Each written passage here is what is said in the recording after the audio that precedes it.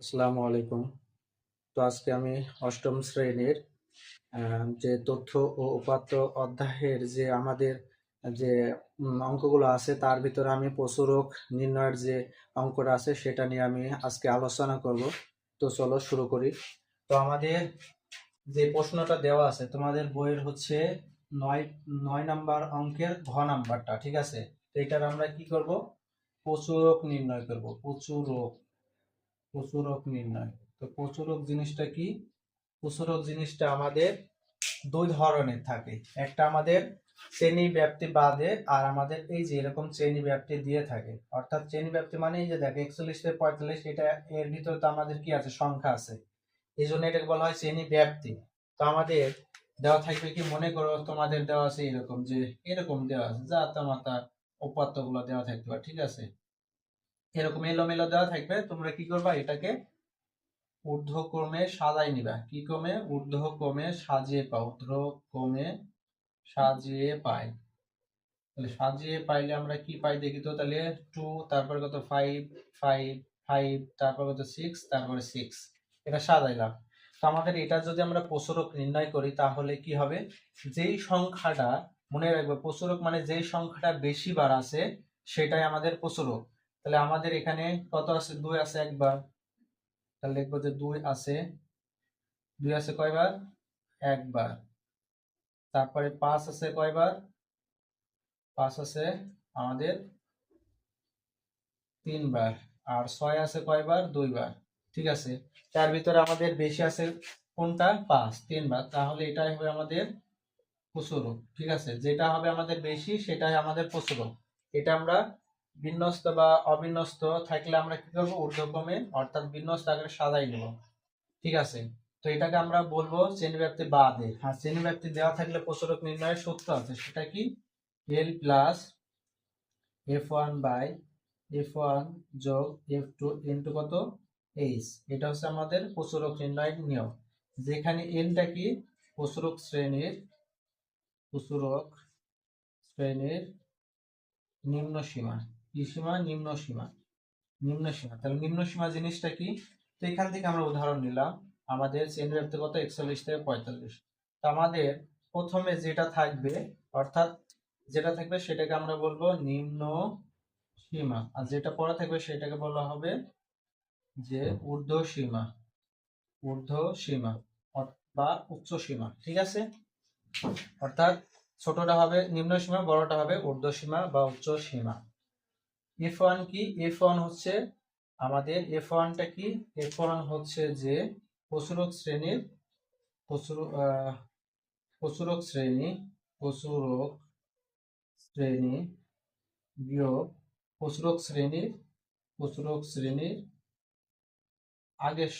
আগের গণসংখ্যা। আগের কি? গণসংখ্যা। আগের কি? গণসংখ্যা। f2টা কি? f2টা হচ্ছে প্রচুরক প্রচুরক শ্রেণী প্রচুরক প্রচুরক শ্রেণী না, প্রচুরক শ্রেণীর গণসংখ্যা। প্রচুরক শ্রেণীর গণসংখ্যা। প্রচুরক শ্রেণীর কি? গণসংখ্যা। প্রচুরক শ্রেণীর গণসংখ্যা বিয়োগ পরের গণসংখ্যা। পরের গণসংখ্যা। গণসংখ্যা। ঠিক আছে, আর এইচটা কি? এইচটা হচ্ছে আমাদের শ্রেণী ব্যাপ্তি। ঠিক আছে, শ্রেণী ব্যাপ্তি। তারপর দেখো এলটা কি? প্রচুরক শ্রেণীর নিম্ন সীমা। নিম্ন সীমা কোনটা? প্রচুর যে শ্রেণী ব্যাপ্তি দেওয়া থাকে তার প্রথমটা নিম্ন সীমা, পরেরটা উচ্চ সীমা। f1টা কি? f1 হচ্ছে প্রচুরক শ্রেণীর গণসংখ্যা মাইনাস প্রচুরক শ্রেণীর আগের গণসংখ্যা। f2টা কি? প্রচুরক শ্রেণীর গণসংখ্যা মাইনাস প্রচুরক শ্রেণীর পরের গণসংখ্যা। আর এইচটা কি? শ্রেণী ব্যাপ্তি। ঠিক আছে, তো আমরা এটাতে আসি। তো আমাদের এখানে দেয়া, প্রথমত আমাদের এখানে নির্ণয় করতে হবে প্রচুরক শ্রেণী কোনটা। ঠিক আছে, তো আমরা বুঝবো কিভাবে? আমরা গণসংখ্যাতে যাব। গণসংখ্যাতে যাওয়ার পর দেখবো গণসংখ্যা কোনটাতে বেশি আছে। 12, 15, 25, 18, 10। তো বেশি কোনটা? এটা হচ্ছে আমাদের বেশি। তাহলে এই বরাবর আমরা শ্রেণীতে চলে আসবো। তাহলে আমাদের কত আছে? 51 থেকে 55। তো আমাদের লেখার নিয়মটা কি? যে লিখবো যে গণসংখ্যা গণসংখ্যা 25 যা সর্বোচ্চ। যা কি? সর্বোচ্চ। সুতরাং সর্বোচ্চ সুতরাং সুতরাং একটু সুতরাং না লেখা একটু লেখো, এটা ভালো হবে যে সর্বোচ্চ যা 25, যা সর্বোচ্চ কত শ্রেণীতে অবস্থিত, 51 থেকে 55 শ্রেণীতে অবস্থিত। ঠিক আছে, সুতরাং সুতরাং প্রচুরক শ্রেণী কত, 51 থেকে 55। এখন আমাদের কি সাইড ডটে লিখতে হবে। ঠিক আছে, যে এখানে এল সমান কত, তাইলে এল সমান কত, এল সমান মানে তো প্রচুরক শ্রেণী নিম্ন সীমা, তো নিম্ন সীমা কত 51। তারপরে আমাদের এফ ওয়ান আমরা গণসংখ্যা পাইলাম কত 25। প্রচুরক শ্রেণীর গণসংখ্যা আগের সংখ্যা কত 15, বিয়োগ করো তাহলে কত হবে 10। F2টা কি প্রচুরক শ্রেণীর গণসংখ্যা মাইনাস পরের সংখ্যা, পরে কত আছে 18, বিয়োগ করলে কত হবে 7। এইচটা কত, এইচটা এখন নির্ণয় করবে কিভাবে, এখানে দেখো কত আছে 41 থেকে 45, তো গণনা করবে 41, 42, 43, 44, 45, কয় ঘর হলো 5 ঘর। ঠিক আছে, তো এখানে যাই থাকুক এই সংখ্যাটা সহ ধরবা, এখানে 41 থাকলে 41 থেকে ধরবা। ঠিক আছে, যে পর্যন্ত কত আছে 45। তো এখানে দেখো 46 থেকে 50 কত, 46, 47, 48, 5 ঘর করে আছে। এখন লেখো যাতে প্রচুরক সমান কি এল plus F1 by F1 plus কত F2 ইনটু কত এস। তো এল এর মান কত 51 প্লাস F এর মান কত, F1 এর মান 10, আর 10 প্লাস F2 এর মান হচ্ছে 7 প্লাস ইনটু F এর মান 5। 51 প্লাস 10 এবার কত যোগ করতে হবে ইনটু কত 5।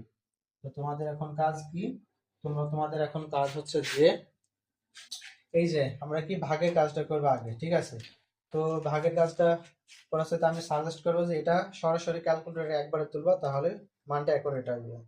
কত 51 প্লাস, আর ভাগ থাকলে এখানে ক্যালকুলেটর কি দিবে, ব্রাকেট 10 ভাগ 17 ব্রাকেট ক্লোজ গুণ কত আছে 5, কত আসছে 53.94, 53.94। ঠিক আছে, 53.94 ফেরাই দিবা। ঠিক আছে, যেহেতু এই মানটা আমাদের চলতে আছে। ঠিক আছে, তো এটাই আমাদের উত্তর। তো এটা ক্যালকুলেটর তুলবে, এটা ব্র্যাকেট দিবা, দিয়ে গুণ গুণ কত 5 দেবো, তাইলে আমাদের সরাসরি চলে আসবে। তো এটা আমাদের ইংলিশে লিখতে হবে 994। তো আশা করি বুঝতে পারছো। প্রচুরক জিনিসটা আসলে মাথা রাখবা যে সংখ্যাটা বেশি থাকবে, আর শ্রেণী ব্যাপ্তি দেওয়া থাকলে যেটা আমাদের গণসংখ্যা বেশি সেটা আমাদের প্রচুরক শ্রেণী। ঠিক আছে, এভাবে করলে ইনশাল্লাহ পারবা। তো সবাই ভালো থাকো, আল্লাহ হাফেজ।